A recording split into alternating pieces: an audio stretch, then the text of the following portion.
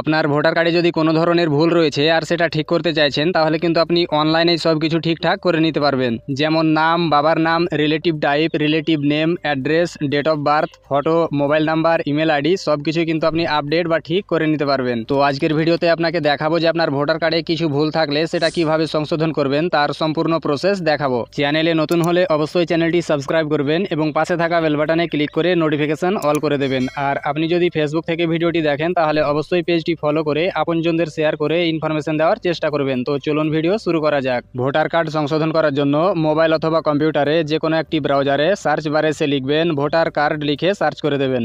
Search করতেই আপনার সামনে পরবর্তী এরকম একটি ইন্টারফেস চলে আসবে। তো এখানে প্রথমেই দেখেন ইলেকশন কমিশন অফ ইন্ডিয়ার অফিসিয়াল ওয়েবসাইট voters.eci.gov.in, সেটি প্রথমে চলে আসবে। আপনি এই প্রথম লিঙ্কে ক্লিক করবেন।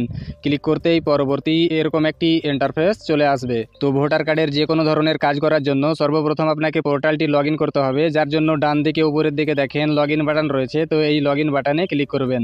লগ ইনে ক্লিক করতেই পরবর্তী এরকম একটি ইন্টারফেস চলে আসবে। তো এখানে বলছে registered mobile number, email ID, epic number, মানে আপনার ইউজার নেম যেটা রয়েছে সেই ইউজার আইডিটি দেবেন। তারপর এখানে পাসওয়ার্ড দেবেন। তারপর এই ক্যাপচাটি নিচের ঘরে ইনপুট করবেন। তারপর রিকোয়েস্ট ওটিপিতে ক্লিক করবেন। আপনার কাছে যদি আইডি পাসওয়ার্ড না থাকে তাহলে কিভাবে আইডি পাসওয়ার্ড ক্রিয়েট করবেন তার জন্য চ্যানেলে অলরেডি ভিডিও রয়েছে, তার লিঙ্ক ডেসক্রিপশনে দিয়ে দেবো,